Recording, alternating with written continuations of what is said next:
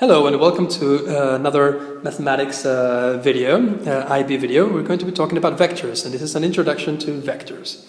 So why do we need vectors? What's the whole point of having vectors anyway? I mean, why do we need vectors? Well, mainly there's some things that we cannot do with numbers. For example, you tell somebody to move 2 steps. Are they going to be able to do it? They might move forward, but you maybe wanted them to go backwards. So you see, numbers are limited in the amount of information we can provide with numbers. And there are many examples of situations in which we're going to need something else apart from just a simple number. So we don't have enough with numbers, we're also going to need directions. And that's why we need vectors. So what is a vector? Simply, and here you have the definition, this is what you have to keep in mind, is vector is just a number associated with a direction. So, you can tell somebody to move 2 steps to the right, and that would be a vector technically. And that's really all it is. However, we have to think of a good way to represent that. So, for example, you can say 2 meters to the right, 2 forward, 1 right, 3 steps to the left. And what happens if we are dealing with 3 dimensions? So this is an important part, and just like in any other part of mathematics, we need to come up with a very good way of writing stuff, so that we can all understand each other and we can operate and make calculations with it. So we need something that works in a mathematical way. So the way we do this, the way we represent the vector is we could use the length, how much we're moving, and the angle, but instead of doing that, we simply make 2 movements that when you add them up, it takes you to the same place.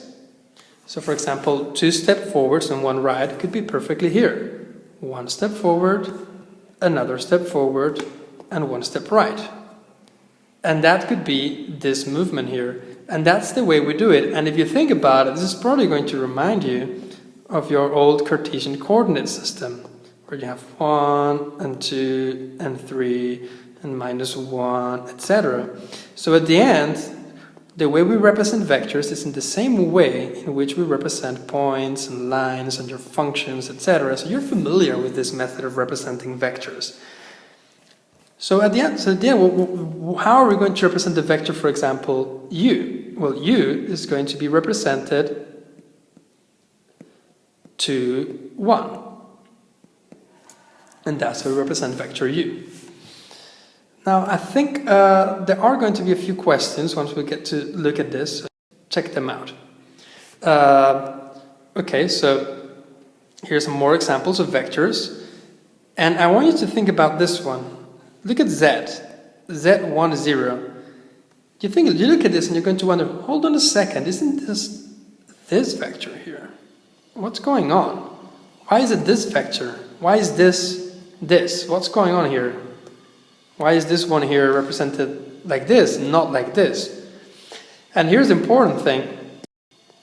A vector only represents quantity and direction. The origin is not a part of what the vector is. That's something you can specify later on, but that's a different thing. And I like this example here. Think of a gym class, and the instructor yells 1 step to the right. Hey, there's a vector. You have a quantity and you have a direction. And everybody moves vector z. But everybody starts from a different place. You can imagine the people standing here in gym class, and everybody moves vector z, and it's still vector z despite the origin is different. So that's why vector z is going to be 1, 0. Although this is also vector z, and so is this one. So what do we do with vectors now that we know what vectors are? Well, in the same way that when we learned about numbers and you learned how to count when you were much younger, the first thing you learned how to do was to add them, subtract them, multiply them. Well, that's exactly what we're going to learn how to do with vectors. We're going to learn how to add vectors, how to multiply vectors, but we'll also need to learn a few more things about it. Similarly, we kind of need to learn how to count. And that's how to find numbers. Well, in this case, it's how to find vectors. For example, hey, how do I go from here to here? What vector do I need? That's going to be something else we need to learn. But most importantly, and this is the part that I think is really nice and cool, is that we need to learn how to use vectors, because these things are actually very useful in everyday life. especially if you're going to be interested in design. You probably have all heard about vector drawing in computers, or if you're interested in engineering and you want to plan where something moves or some robot goes or anything, or even the cars go. So vectors are going to be useful, and we're going to be using them because these things always get applied. Thank you very much for watching. Bye-bye.